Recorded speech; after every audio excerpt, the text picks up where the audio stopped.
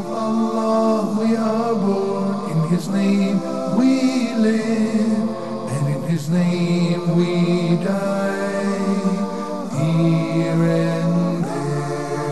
Our souls prostrate to their Creator with humbleness and piety, and creatures do zikr all the time, here and there. La la la la la, la la la la la la, la la la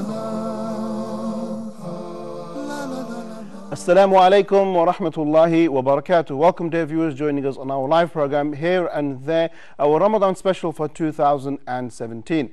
Dear viewers, we have a very beautiful program today. We're going to be talking about the pinnacle of Islam, and that is none other than Tawheed, the oneness of Allah subhanahu wa ta'ala. Now, dear viewers, when we talk about the oneness of Allah, the worship of one true God, we need to contextualize our discussion. What do I mean by that? First and foremost, let's take a small journey so we can understand what we're talking about. Imagine a person who doesn't believe in a creator, doesn't believe in a God. So the first step is that this person must acknowledge that there is a creator, there is a Lord. And that's called the Tawheed of Lordship. So we submit ourselves to the creator, the sustainer, and that we acknowledge that there is a God. The second step now, and there's many people who believe in a God, but what is the true faith, the true understanding of this one God? We've got to narrow it down a little bit further. Then what we do is we've got to look at the names and the attributes of God Almighty, of Allah subhanahu wa ta'ala. He himself spoke about himself. He described himself as being Al-Karim, the most generous. He described himself as being Ar-Rahim, the most merciful. And he also described himself as being Ar-Razzaq, the one who provides and the one who sustains. So now we're edging closer and closer to understanding the true image, the true picture of Tawheed. But there's one step left, and this is really where your Tawheed is manifested. Your oneness or your belief in Allah becomes real. What is that? That's the Tawheed in worship. When you take the names and the attributes of Allah and you apply them in your life. Let's take an example. We said one of the names of Allah is that He is Ar-Razzaq, that He is the provider and He is the sustainer. Now when it comes to our actions, do we truly believe He is the provider? Do we really not engage in earning means through a haram way, stealing, lying, cheating? If so, then we don't truly believe that Allah is Razzaq, do we? We have some doubt. What about if we say that Allah is our true God, but when it comes to need, when we need something, we need a child, a boy or a girl, we turn to the graves, or we turn to the priests, or we turn to other than Allah and ask them. Once again, that's not a manifestation of true oneness in Allah subhanahu wa ta'ala. So today we're going to be talking about the importance of Tawheed. We're also going to be talking about the manifestations, how we can glorify Allah in the way that He wants us to glorify Him, especially in the month of Ramadan. So dear viewers, our program is live and we have our guests and our panelists here in the studio. Do join us. Our phone numbers are running across the screen, so you have two numbers there. Join us, call us. And at the same time, you can join us on Skype as well, which is Huda_TV. I would like to hear your perspectives as well. How do you manifest your Tawheed? What are the ways in which we can do this as well? Let's go around the table and let's see who we have here in the studio, and then you can get into our discussion. As always, if I can turn to my right, my brother, my co-presenter, Brother Omar, if I can welcome you to the program and say Assalamu alaikum. Wa alaikum assalam wa rahmatullahi wa barakatuh. Thank you so much, Brother Junaid, for this introduction, and I'm very happy to be with you again and again. Thank you so much. And I also want to talk to my dear brothers and sisters about this very important topic, but I'm going to take it from a different perspective. Of course, we know that everyone is pursuing something, and from different nations and different countries, they have different perspectives. Like, for instance, in America or in the West, they have some basic principles like life, liberty, and the pursuit of happiness. But is the pursuit of happiness, is it really that important?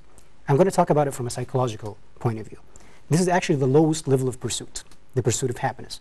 There's another level after this. There's a pursuit of cool. After this, pursuit of popularity, pursuit of prestige, pursuit of money, pursuit of excellence, pursuit of impact, and in the end, we have the pursuit of truth. This is the end. So I said about 8 types of pursuits. They are psychologically proven, and they are categorized according to the levels from the lowest to the highest. Mostly we see most of the world are just pursuing happiness, just instantaneous or instant gratification, and that's it. But you go to the next level, to the third level, to the fourth level, until you reach the level of pursuit of truth itself. And the ultimate truth is the oneness of God. So That's why the highest level is the highest level of the prophets and messengers of God, because they reached this level of pursuit. Of course, we're going to talk about some of the details. That's not enough in this introduction. But before this, I would like also to introduce our co-presenter, Brother Ali. Assalamu alaikum wa rahmatullah. Wa alaikum salam wa rahmatullah. Thank you very much, Brother Omar and Junaid. And viewer, thank you for continuing to be with us, spend time with us for this Ramadan show for 2017 here and there. Tonight's subject is about Tawheed. This is the one thing that makes Islam different from other major world religions. All the other major world religions, excuse me, have a incentive, a motivation, typically using love, some combination of love, fear, and reward to motivate, incentivize people to do right and avoid wrong. Also, many have a belief in the hereafter. These things are common. We all want to live together, get along, and prepare ourselves for the hereafter.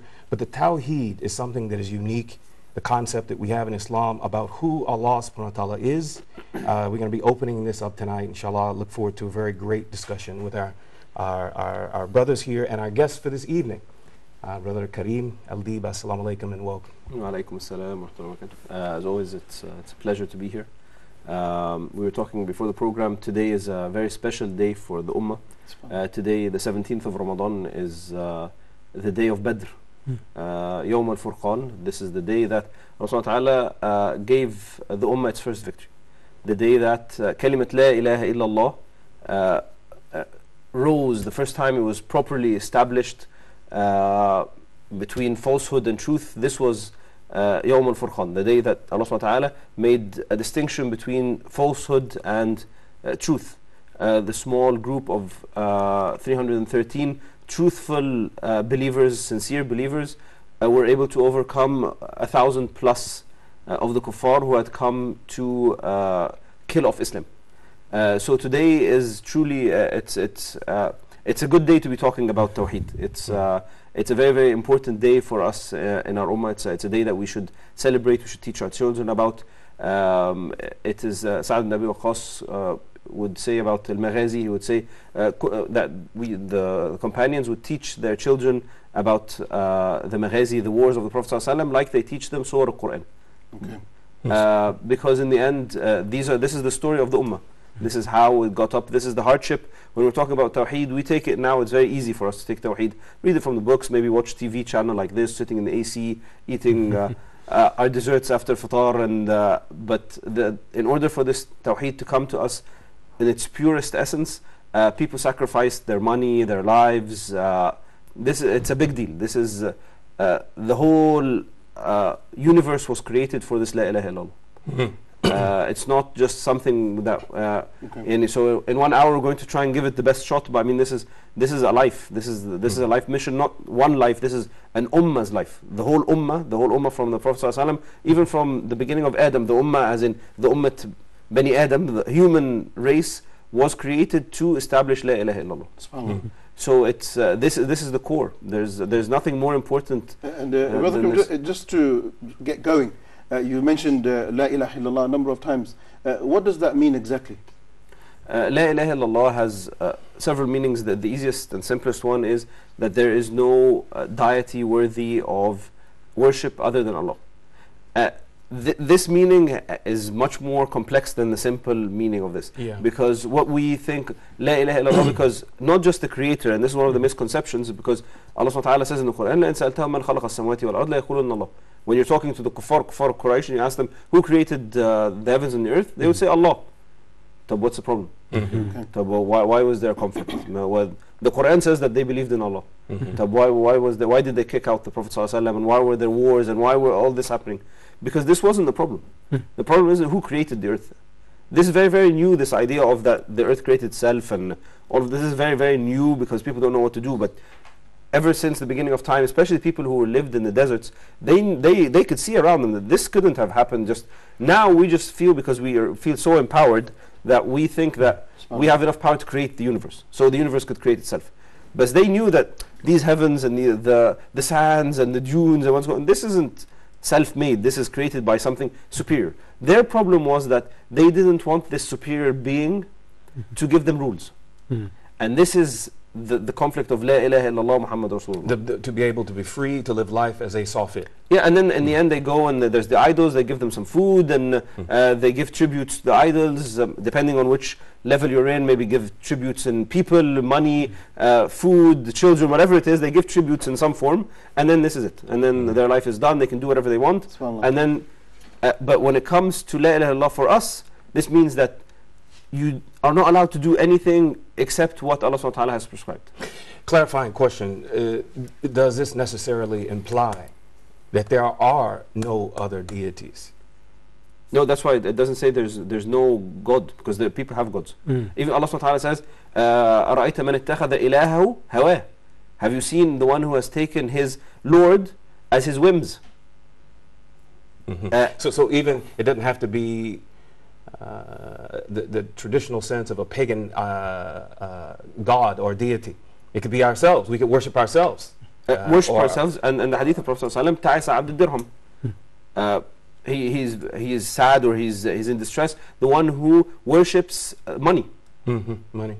It doesn't mean that they go and they put the sack of money and they do sujood. So should we then say that then worship, we've got to expand the meaning of worship. Yes. It's not just rituals. Yes. But it's what you live and die for.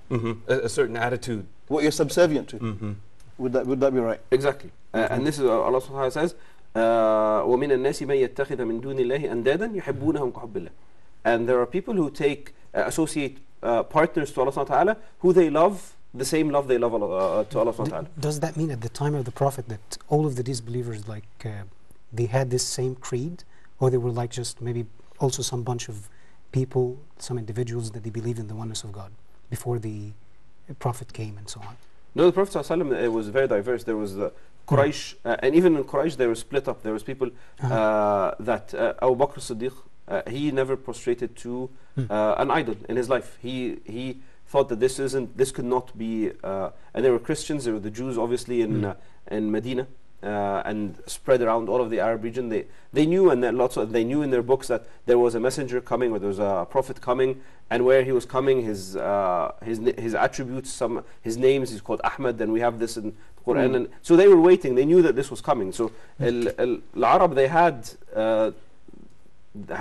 they knew that the foretelling of the Prophet ﷺ's arrival. And also, if I can add, that the Ten Commandments in the Old Testament, the first one, if I'm not mistaken, if I remember correctly, says, "Thou shalt not," using the King James English, "thou shalt not make any graven images of anything that I have created in the earth, and worship it as a god."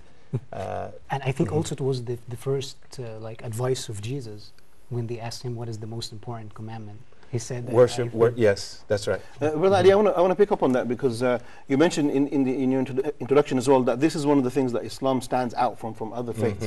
So in your quest, when you're reading about Islam, what really stood out about the concept of Tawheed in Islam different to what you had understood previously? Yeah, I mean, if you take the most sincere Buddhist, Jew, Hindu, and the most upstanding, ethical atheist, and compare their conduct, their behavior towards other people, you won't see much difference. They will be honest, fair dealing, they will be forgiving in their relationships with people, merciful, all these things that we should be as Muslims.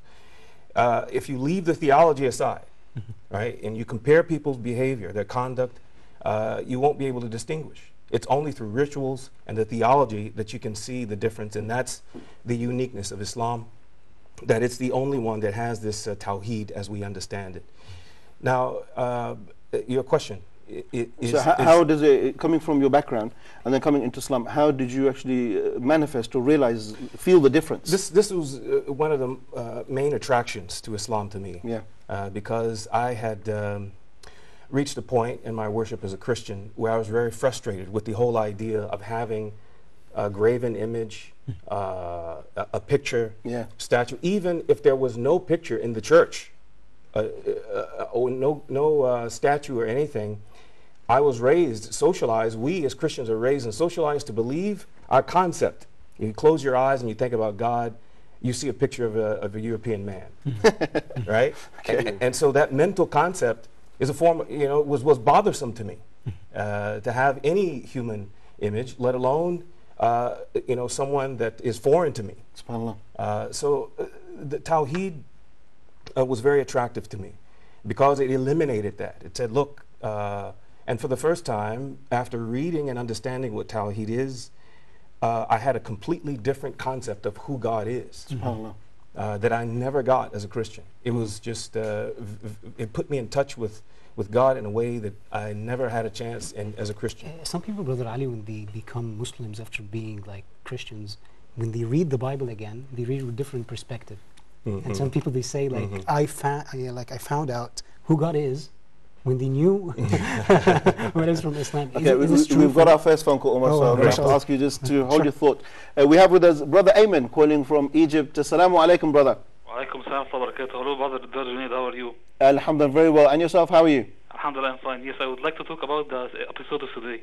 Please, go ahead. Tawheed, Allah subhanahu wa ta'ala is saying, Ashhadu an la ilaha illallah wa ashhadu anna Muhammadan Rasulullah, and you go enter to Islam by this word, and you say, Ashhadu anna Isa kalamat Allah Rasuluh, and the days of the Prophet ﷺ, they used to have statues and they used to pray with it, and there was used to be a tradesman called the one that he is Buhaira, and he was the one that he said that the Prophet will come and will be spread the message of Islam, and this the Prophet broke all the statue of the kuffar, and then God says in the Quran, who believes in Allah, he will go and enter to paradise. And also we have to be near to God, because God is the one who created the whole earth, and he is the one who created people. فَأَلْهَمَهَا فُجُورَهَا وَتَقْوَاهَا, and he is also the one, he gives the people the fujur and taqwa. Thank you very much. Okay, Brother Ayman, thank you very much for that information on Tawheed, and thank you for being the first caller. You're encouraging other people also to pick up their phones. Thank you very much. Sorry, Brother Omar, you were making a point there before I cut you off. No problem. I was saying this because some Christians, they say, correct me if I'm wrong, Brother Ali, that the idea of Jesus becoming like he is God in flesh, when some Muslims talk to them and tell them that's not true, and Jesus didn't say that I'm God and worship me, when they come again and read the Old Testament and the New Testament, they find out like, oh wow, there are statements actually they are the opposite, that maybe Jesus is saying that there's no good, why could you call me good except the Father, and so on. So do you agree with this, that you had a different perspective when you read the Bible again? Yeah, because the starting point as a Christian is, I mean, you walk, before you even pick up the first Bible and read it as a Christian, you already have been indoctrinated with a belief system that Jesus is God in human form. And so when you read the text, you read to affirm what you already believe. And you can read right over Jesus saying that all things come from Allah. There's, you know, placing himself repeatedly throughout the New Testament under God's authority, and all power coming from God, and that he is accountable to God. All these, but we can't see it because somehow we've been blinded to see what he's actually saying. So it's very, and the one who really helped me appreciate this, the late Sheikh Ahmed Didat, he was very masterful in his mastery of the New Testament and Bible. So yeah. I want to pick up on something else as well. Looking at from your experience of Tawheed, is do you agree with me that the Tawheed that we find in Islam is very empowering? Meaning that because I'm not subservient to a system or to a priest or something, that I'm free. I can worship as I please, of course, within the guidelines of Islam, and I can make dua as I please. I can do as I please. I'm empowered in my worship. Would you agree with that? Yeah. Of course. Yeah, definitely. I mean, if you have a mediator, then it puts you, it makes you accountable somehow, and whether it's formalized or not, and even to have many gods, minor gods between you and the Creator is disempowering. So removing all those layers and having a direct connection is the opposite. Okay, all right. We've got a phone call from the United States. Wow. Assalamu alaikum. Assalamu alaikum. Hello? Assalamu alaikum, sister. If you could turn the volume on your TV down and talk to us through the phone, please. Oh, sorry. Well, I had a question about the Horus, The what, sorry? the Horis. Huri. Okay. If you continue, clarify your question. Like, I just want to know why, like, what is the Horis that God gave the people in paradise? Okay, I got your question. So you're asking the question about who are the Hur al-Ain, the women that Allah subhanahu wa ta'ala has promised the men inside Jannah. Inshallah, we will get to that in due course. That's the fruit of Tawheed. We'll get to that in due course. Thank you very much But for your phone call. hold on 1 second. Hold on, let me lower the volume. I'm sorry. Lower. Sorry, sister? She wants to. Okay, go ahead. Sorry, did you want to add something, sister? No. I just had the question about the Horis. Like, what are these women that God promised in paradise? Okay, we will come to that in due course in the program. So stay tuned and we will talk about that. Thank you very much for that phone call from the States. Dear viewers, do pick up your phones and do join us and ask your questions. All right, so we've got some interesting points to talk about in due course. So first we have to establish Tawheed before we talk about the fruits of Tawheed. Okay, so if we can progress, move a bit further with our Tawheed. And we are now, as you said, the 17th of Ramadan. We have the last 10 days coming, the most serious days of Ramadan. How can we manifest our Tawheed in these days? Whoever would like to go first. Okay, I think just to carry on these points, this idea of establishing, Brother Ali was talking about how looking at the different perspective, how he viewed the Bible, different perspective, because the mindset, the original mindset of how he approached the Bible was different, so the receptors were different. And I think we need to approach these 10 days with a different mindset.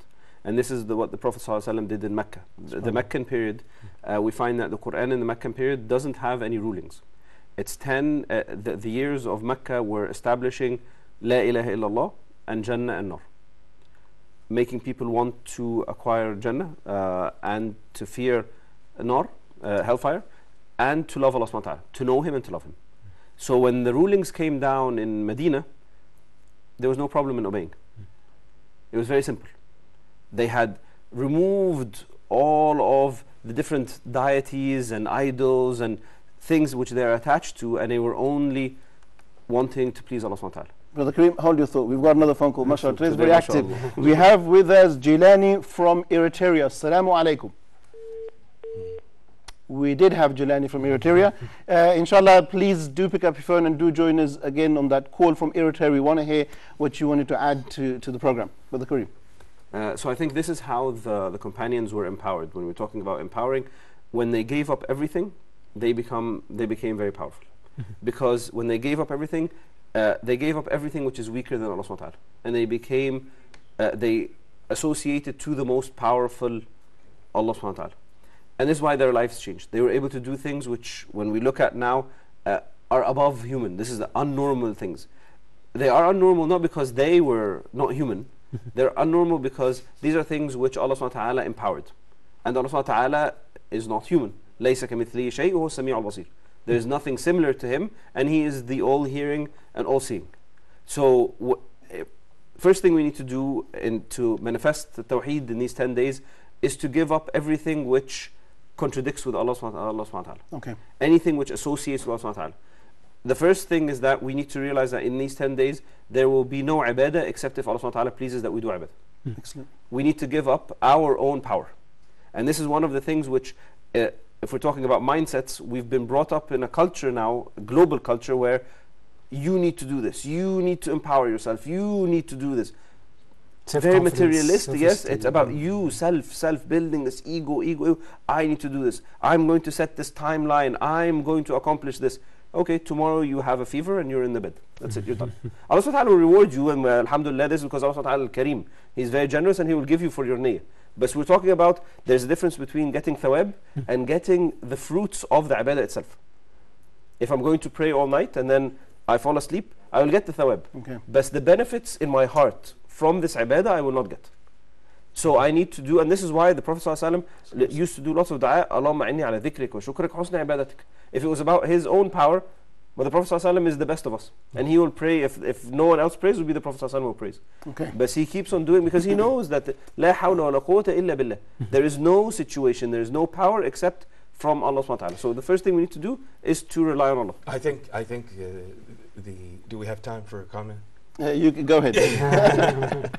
I think the fasting in Ramadan it demonstrates this in volumes about there's no power but Allah, because the process of eating and drinking, sustaining ourselves with food is using our power, our ability to keep ourselves alive, essentially.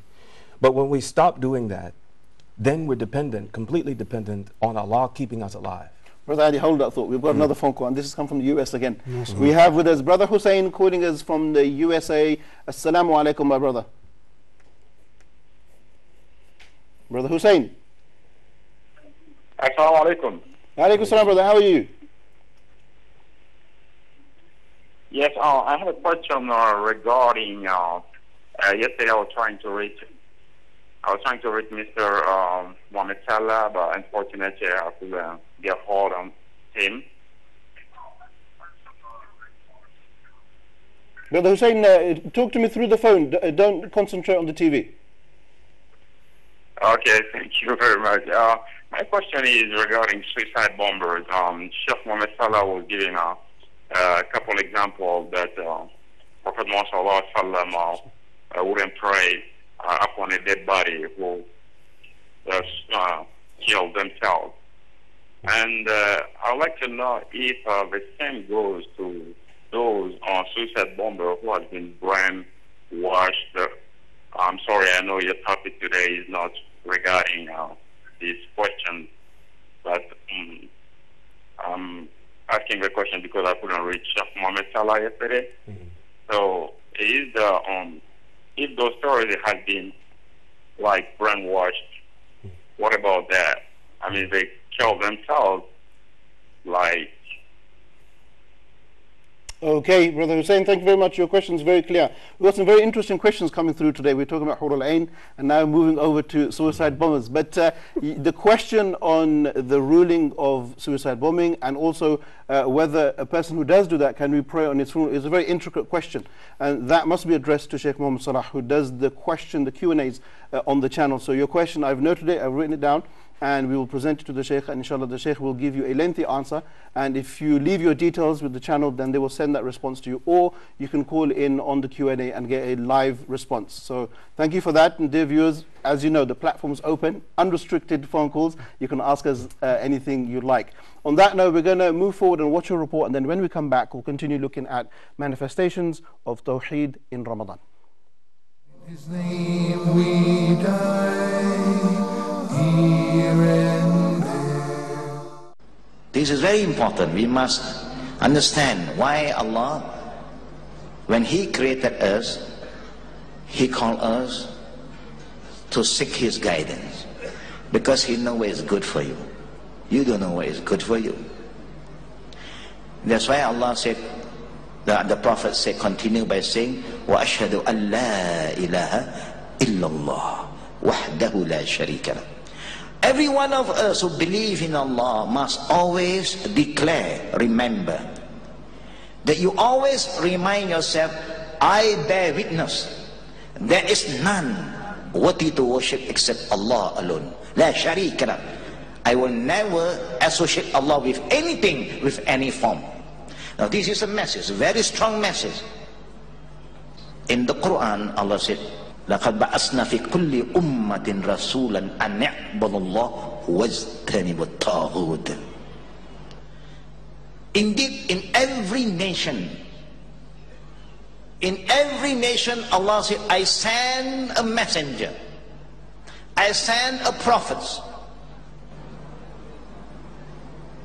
But remember, لَقَدْ بَعَثْنَا فِي كُلِّ أُمَّةٍ رَسُولًا. What is the message of all this prophet that we are going to preserve? What is the message of all this prophet? Do Adam come up with another message? Prophet Noah bring another message? Prophet Abraham came with another message, Moses came with another message, Jesus came with another message, Muhammad came with a new message. No. Because Allah said every messenger was sent to a nation with the same mission.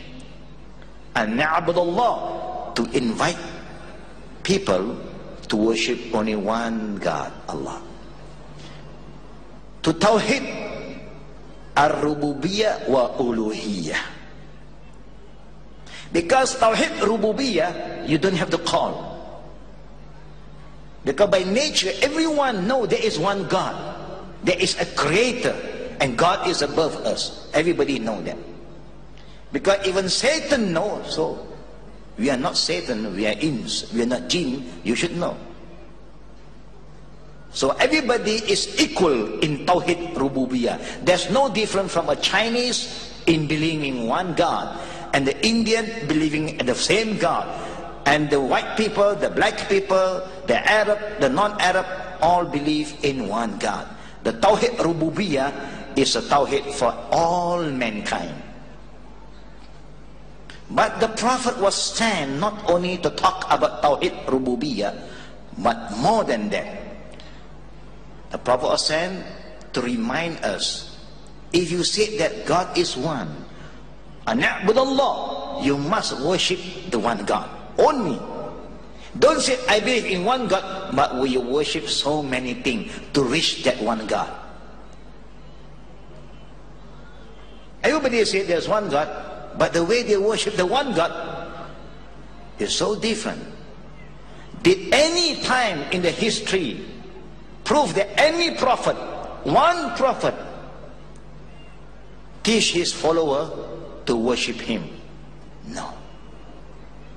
We know who is Adam, we know who is Noah. Noah called people to Islam, to Tawheed Allah for 950 years. Not 1 year, not 95 years, 950 years he called people to Islam. He don't have even more than 80 followers, but he have patience. He don't mind. Everybody go against him, but he is here to please Allah, not to please people. He never stopped his mission. He still call people to worship one God, and there is Allah. Al-Anbiya dinuhum wahid. All the prophet, their religion is one. An'budallah wastanibut taghut. Worship Allah alone and do not worship other than Allah, because other than Allah is called taghut, shaitan. A bit tired here and there, but do you know how long you're going to stand in Yawm al-Qiyamah? Do you know how long we are all going to stand in front of Allah? We all are going to stand for 50,000 years. Not 1 year, not 2 years, 50,000 years. That is how long we are going to stand. But may Allah save us, because if we do not commit any shirk, we have no problem. Whoever commit any form of shirk, you are in trouble in that day. Because there is a day there is no shade. No shade. The sun will come down maybe 1 meter above our head. There's how hot. It's like burning, yeah, fuel.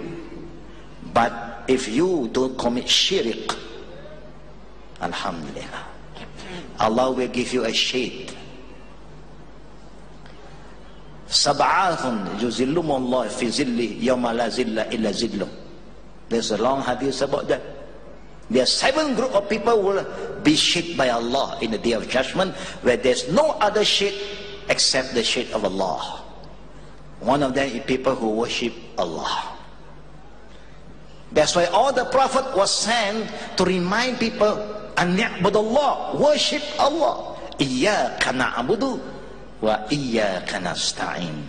Worship Allah. Oh Allah. You know what the meaning of Iyyaka na'budu, brothers? You know the simple English is Only you we worship. Only you. Only you we worship, O Allah, and only you we seek all the protection about the unseen. If you talk to your wife, only you is my wife, Alhamdulillah, your wife will be very happy, because she understands. When you say only you, that means only one wife I have. I may travel to Emirates, I may work in Emirates, I may go to do business in Malaysia for 1 year, 2 years. When you come back to your wife, don't worry, my darling, only you is my wife, Alhamdulillah. But if the husband said, you are my wife, of course, she's your wife.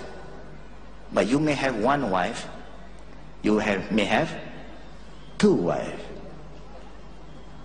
Yeah? That's why in the Chinese proverb they say, you will never claim that this man is your only man until he die. Wait until he die, then you can confirm he is your only man or there is somebody beside you. We do not know. But if you say only you we worship, that means you don't worship other than Allah. No more. La sharika lak. Wa iyyaka nasta'in. And to only you we seek help. Sirat al-mustaqim. Oh Allah, show us, guide us to Sirat al-mustaqim, the right way. We ask Allah every day, show us to the right way. Brother, do you know what you are talking to Allah? Do you know what you are asking from Allah every day? You ask Allah, ihdina siratul mustaqim, show me the right way, show me the right way. فَمَنْ كَانَ يَرْجُو لِقَاءَ رَبِّهِ فَلْيَعْمَلْ عَمَلًا صَالِحًا وَلَا يُشْرِكْ بِإِبَادَةِ رَبِّهِ أَحَدًا.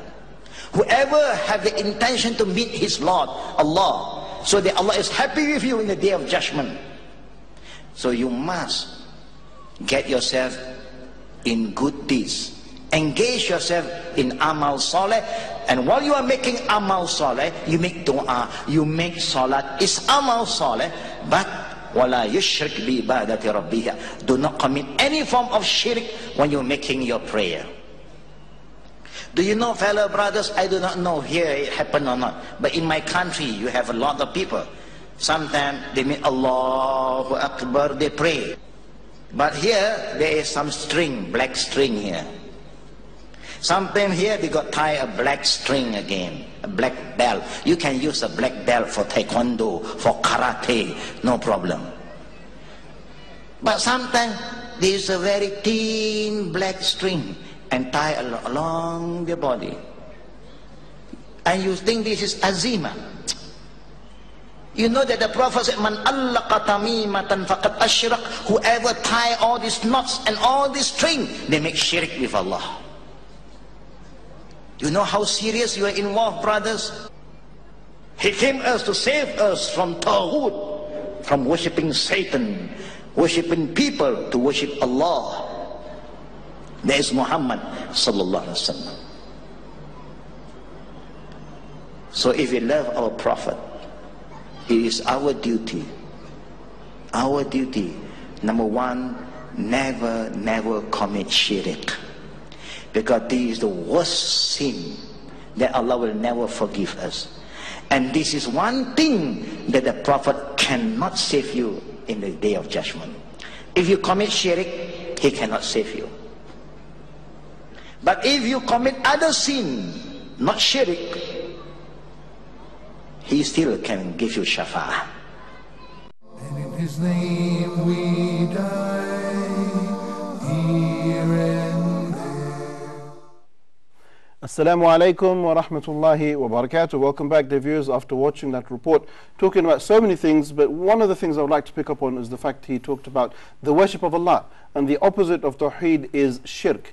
Allah subhanahu wa ta'ala tells us that He is the protector of the believers, and He removes people from darkness and gives them light. Whereas shirk, which is the opposite, those who follow false gods, those gods will take them from light and put them back into darkness. So we need to really understand the concept of shirk when we talk about tawheed as well. So if we can open the floor up, we had some interesting discussions about shirk as well a few minutes ago.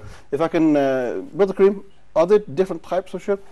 Very briefly, there's two major types of shirk. First is major shirk, which is associating the one which is very commonly known, this, whether it's associating an idol with Allah subhanahu wa ta'ala, or giving him a son or a wife, or all of these types of direct associations where there's someone who's an equal to God. Whether it's a statue at home, or it's something I worship min dunillah, besides Allah subhanahu wa ta'ala. And this is major shirk, and this is the one that Allah subhanahu wa ta'ala, inna Allah la yaghfir an yushraka bihi wa yaghfir ma duna dhalika liman yasha.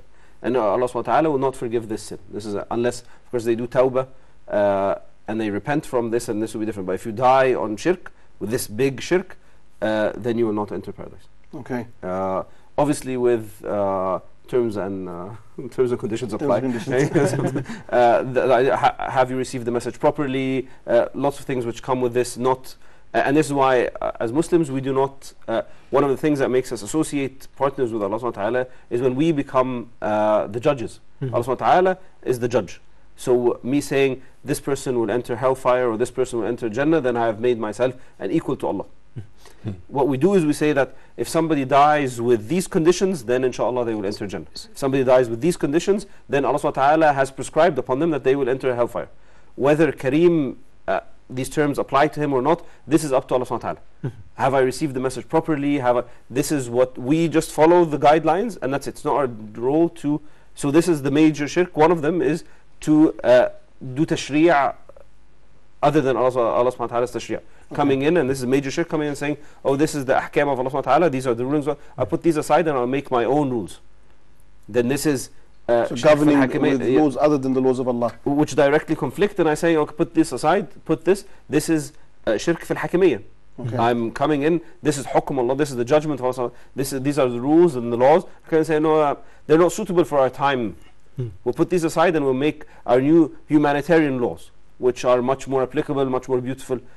This is a form of shirk. So what if, Sheikh Kareem, that I'm talking to maybe a non-Muslim and he tells me, like, I'm a good person, so why are you telling me that if I just die as a Christian or as an atheist and I don't become a Muslim, I'm going to burn in fire? So I'm a good person, I do good stuff, I give charity, I'm good with people. So how can I respond when I talk like with non-Muslims and they bring up this question? He can be a good person, really. He could be. Brother Ali mentioned this. That if we look at the people, and there's lots of people who are good people, but good and bad are things which are very relative. These are very subjective terms. If you go to a certain group of people, what is good for them is different from. So what we're trying to do, and this is the beauty of Tawheed, and this is one of the things that when you look at Islam, is that we're getting a neutral source, someone who is independent, an independent entity to judge upon us all, someone who's not human, to judge upon us all. Because as humans, when we come in, we'll find that each one tries to move the laws towards what people who are similar to them. Right. That's very human. If I'm establishing laws, I won't find my people who look like me and believe like me and say, okay, I want to persecute these people. I might not want to persecute the others, but at least I'll get neutral. I'll try and make it, but I'll make sure that but Allah subhanahu wa ta'ala, He puts in laws which they're neutral. You come in and you say, okay, where do I fit into this? Can I look down on a black person? You look up, oh no, you can't do this. Whether you like it or not, that's not up to you anymore. Then you need to, whether you've been brought up in a skewed way where you think that, oh, he's black, he should be this or he should be that, then you need to revise this and put your whims on this. And the same thing, oh, Arabs are better. Oh, really? Where did you get this from? As an Arab, yes, of course, they're better, very nice. I'm an Arab, so why not make me better? When we look at the Prophet ﷺ, no, he makes that everyone is equal, then I need to, whether we come Egyptian, I'm an Egyptian, then I'm better than everyone else. Is this true? No, it's not true. Then I come back and I make my judgments on this. Everything comes to this, and there's ends justifying means. All of these things are established. We find that in terms of ethics, otherwise it's very, ethics as a study, it's very lax. It's from there are no ethics to ethics are universal, they're innate. You find which form of ethics am I, and everyone believes that they're ethical. So we want to get something which is neutral, something which establishes ground law for everyone. All right, excellent. Brother Omar, your question is a very pressing one. you know, especially for someone like me, who all of my family are Christian. And so I have a very difficult, delicate walk with them to try and talk about why it is that they should reconsider their beliefs. Yeah. Like you're saying, you know, they would say, look, I pay my taxes, I'm good to people, I'm honest, such and such. And so this standard, this universal, non-human, neutral standard includes our view, our concept, our beliefs about the creative life. You want to touch on that part of it as well? I mean, can you speak about that? Yeah. Can we also, as well as that, develop a bit further, because we have like just over like 5 or 6 minutes to go. Can we also talk about some of the practical elements that we can also take part in these next 10 days? So as in physical things, like in terms of worship, in terms of Quran, in terms of dua, what would you guys recommend that we really do, which will make our tawheed shine as well? Well, I can say like making askar, because sometimes we forget doing the specific askar at the time of before the Maghrib and before and after the Fajr prayer, and thinking about the meaning, because they are completely related to tawheed, to the oneness of God. Okay. Like some of them, like one of them, the meaning of it, like in the name of God, who with nothing is going to harm me. So when I say this with belief, and maybe I'm afraid of something in the back of my head, like maybe I'm afraid of my boss, afraid of one of my enemies and so on, to attach them with my life, not to just say them as if I am just saying words and that's it. I say that. Just like if you read the Ayatul Kursi, for example, in the morning, in the evening. And see the meaning, the interpretation of the verse itself. What does that mean? What does that mean that what does that mean? That Allah only knows everything, that Allah is the one who preserves everything. And put this into perspective, it's going to really make everyone calm and tranquil when he thinks about the meanings. Okay, excellent. On that note, let's take our phone call from Nigeria. We have with us Brother Amin calling from Nigeria. Assalamu alaikum. Wa alaikum assalam wa rahmatullah. How are you doing, my brother? Wa alaikum assalam wa rahmatullah wa barakatuh. Brother Amin, first thing, please, turn your TV down and talk to me through the phone, please. Go ahead, Brother Amin. Give us your question or your comment, please. Hello? Assalamu alaikum. Go ahead, brother. Okay, man. I just wanted to make an inquiry regarding to the last 10 days of the Ramadan, sir. Yeah, keep going. Apart from the Laylatul Qadr, that the 10 days of the Ramadan, among the 10 days we know there are Laylatul Qadr. What are the another benefit that someone will benefit in the last 10 days again, apart from the Laylatul Qadr, sir? Okay, brother, I mean, excellent question and very pertinent to our subject as well. The importance of the last 10 days as well as Laylatul Qadr, but other benefits as well. Brother, I mean, thank you very much. Dear viewers, our phone lines are still open. We're still live for the next 5 or 6 minutes. So do seize the opportunity, pick up your phones and ask us those very important questions. I think, inshallah, pertaining to this question, we're going to have on Wednesday a special episode talking about the last 10 days, inshallah. Excellent. So it's going to be like if the brother wants to see it from the beginning, and we're going to have a complete hour, inshallah, talking about that. Okay, brother, I mean, you heard that from presenter Omar, that on Wednesday they were going to be talking about the last 10 days, so do focus on that. But just very briefly, Brother Kareem, obviously we do have Laylatul Qadr, but what other benefit is there in exerting yourself in these 10 days? I think the main benefit is exerting yourself. This idea of submission to Allah subhanahu wa ta'ala. Ali was talking about this earlier on, this idea of fasting and giving up food and drink and relying on the sustainer, Allah subhanahu wa ta'ala. All of this is giving up my sleep for Allah subhanahu wa ta'ala, giving up my wealth for Allah subhanahu wa ta'ala, giving up my food, my enjoyment. If I'm married, then my wife, intimacy. These things, I'm giving this up, even though most of these things are mubah, these things are halal. Sleeping is halal, food is halal, but these are things which are halal. I'm giving them up for Allah subhanahu wa ta'ala. So this idea of submitting myself to Allah subhanahu wa ta'ala, it's like an intense boot camp where you go in 10 days intense, so that you come out of them, you feel that I've done this, so why can't, if I can control myself from the halal, it's much better for me, it's much easier for me to say, well, if I can abstain from food, then I can abstain from letting my gaze go. I can lower my gaze. I can control my money. I don't need money from haram ways. All of these things I control them because I've already done this. It's a taster of what you can do to achieve your potential. Excellent. So training. And Allah is sustaining us. It's not the food sustaining us. It's not the job that I use to make money to buy the food. It's Allah. Yeah. Bright and clear for us to think about. Yeah. You know, in terms of Tawheed, it's His sustenance. Brother Ali, you mentioned something in a previous program, and it comes from my mind now because we're talking about Tawheed. And you said one of the things that surprises you is the fact that at the time of Maghrib, there's complete silence. Give or take a few minutes here and there, that in the whole country or in that particular time frame, that everybody is eating, everybody is silent, or everybody is praying. And this is no human endeavor. There's no way humans could have done this together. It's something which is divine from God. Would you once again reiterate that that's another sign of God's oneness, His Tawheed, His power? To organize our actions, our habits, everything that we're doing, leading up to the call of the Maghrib Adhan. Yeah. It's like a finish line for each day in Ramadan, where we're rushing to get ready, to prepare for Allah's deliverance, His blessing upon us. And depending on our time zone, you know, all of us are doing it at the same time. And then, you know, after we break the fast, we're continuing to do the same thing. Eating, most of us are eating the same things. Starting with dates and water and milk and going from there.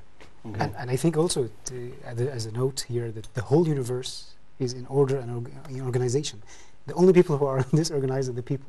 But everything, like the planets, inside the nucleus, we have the electrons and so on, everything is organized. So we are just the odd thing. We are not. But when we see this as Muslims, we are aligned with the universe. And Islam is trying to organize us. Yes. We are the ones who are. Yeah, very nice. And this is why when we see even the dua of Ramadan, or dua of any month, when it comes in, we see the crescent. We say in the end, Rabbi wa Rabbuka Allah, and we're talking to the moon. Rabbi wa Rabbuka Allah, my Lord and your Lord is Allah. So this association it should be every month. You do it in the beginning of the month, end of the month, when you see the crescent. At the end of the dua, Rabbi wa Rabbuka Allah, and you talk to the moon, you realize that you are one with a whole system. It's very empowering, and this is when we talk about Tawheed. This Tawheed al-Rububiyyah, this is in Allah subhanahu wa ta'ala, and at the same time it's Tawheed al-Uluhiyyah. Because as soon as the crescent comes in, I cannot say, I'm going to wait 2 more days. Crescent comes in, then we fast. Maghrib, when we're talking about silence, as soon as Maghrib comes in, then you break. If you do it 30 seconds before it, then the whole day is gone. Yes. You're controlled by the exact time of Maghrib. Same thing with Fajr. Fajr, you can't say, well, I've got some, I forgot to get some dessert, 2 minutes, I'll make them up in the Maghrib. I can't say, okay, it's 15 hours, so I'll just do these 15 hours when I wake up and I'll do it. It's not 15 hours. You can't move it. It's from there to there, and you have to, and this is you giving up and submitting to Allah. This is the ahkam. So when you apply this to different things, you feel that it's very normal for me to follow guidelines which were established by Allah.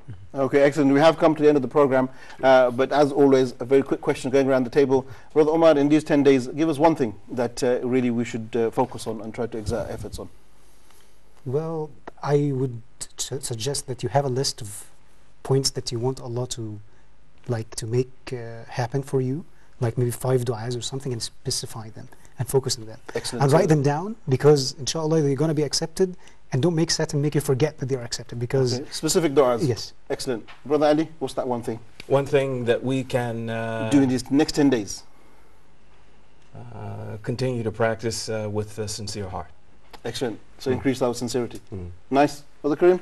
I think in the last 10 nights especially, the dua of the Prophet ﷺ, which Aisha, when she taught Aisha, Allahumma innaka afuwwun tuhibbul afwa fa'fu anna. Allah Ta'ala, you love to give afu, so do afu on us. Forgive all of our sins and don't hold us accountable. I think if we do this a lot, we do, and the dua, Allahumma atiq riqabana min an-nar. Allah Subhanahu wa Ta'ala takes us away from hellfire. If we do this a lot with sincere hearts and we establish this meaning, I think it will awaken a lot in our hearts. love for Allah subhanahu wa ta'ala and hope for Jannah. All right, excellent. On that note, we will conclude.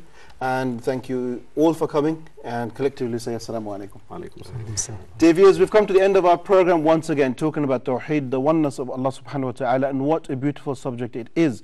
We know that every door has its key, and the door to paradise, or the key to that door to paradise, is Tawheed. That's the only way we'll be entered into paradise. Allah subhanahu wa ta'ala makes it very clear that paradise, Jannah, is for those who establish the oneness of Allah subhanahu wa ta'ala. And Allah says that that one sin that Allah will not forgive, if you meet Allah with it, is shirk. If you have associated partners with Allah, then the abode for that person is the hellfire. And this is clear from the text of the Quran. Furthermore, the next 10 days are coming up, and we really need to become serious. The Prophet ﷺ, in these 10 days, he would roll up his sleeves, roll up his trousers, tighten his belt, as it said, and he would really take things very seriously. They're 10 days, and the purpose or the goal of these 10 days is to save ourselves from the punishment of the fire. My dear brothers and sisters, just think about that for a second. Only Allah can save you from the punishment of the fire. Let's get serious. We've all got mistakes. We've all got skeletons in our cupboards, as they say. This is the time now where we ask Allah to forgive us and start a new change, turn over a new leaf. And to conclude also, the fact that Tawheed is the key, like we said, and you will enter into paradise. And when we do enter into paradise, Allah will give us all those things that we desire. In this world, we have lots of temptations and lots of desires, but we control that, so we get to paradise. When we go to paradise, there is no limits. So Allah subhanahu wa ta'ala promises us rivers of milk, rivers of water, rivers of honey, and rivers of wine.